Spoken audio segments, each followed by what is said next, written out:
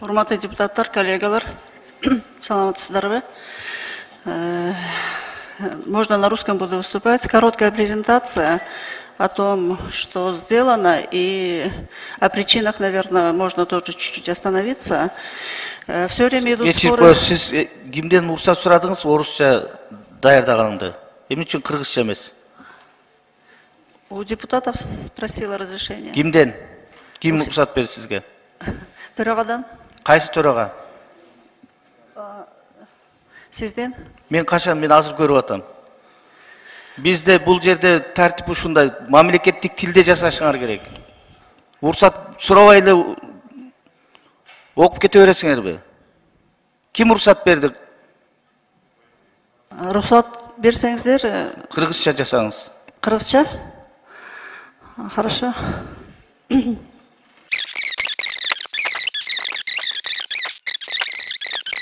Тоже проект одобрен, да? Одобрен, и финансирование каражаттар булагы чечилди. Токутер жерлерин айтып кеттим. Анан суроолор берсе мен жооп бергенге даярмын.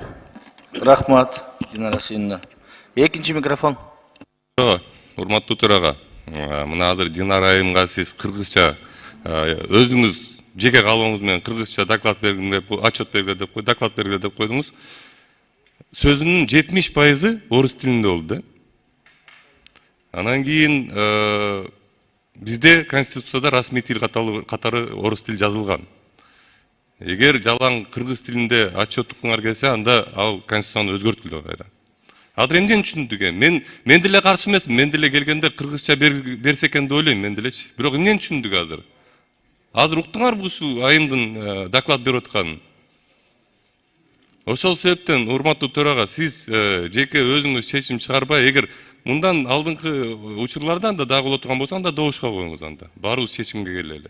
Анткени мен түшүнгүм келет эмне жөнүндө сүйлөп атканымчы. Азыр мен түшүнгөн жокмун, ачыгын айтып кетейин.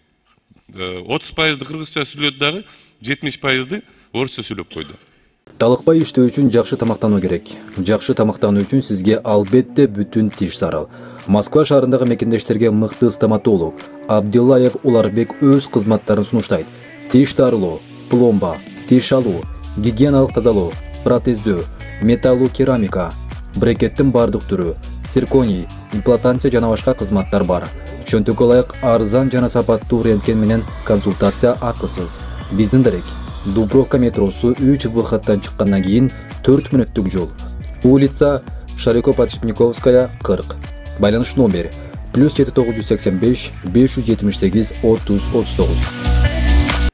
Анан сиздин жеке чечим чыгарганыңызга дагы мен каршымын. Рахмат. Рахмат, кечиресиз, бул менин жеке каалоом эмес, регламенттин талабы. Бардык баяндамалар мамлекеттик тилде баяндалат, сессиядагы мамлекеттик тилде алып барылат. Экинчи микрофон.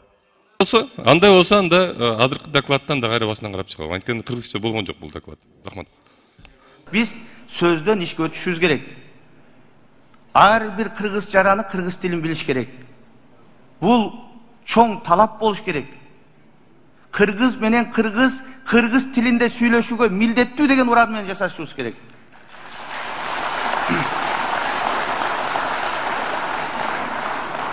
Бөлөк тилди билүү уят эмес, кыргыз тилин билбеген уят деген уран менен жашашыбыз керек.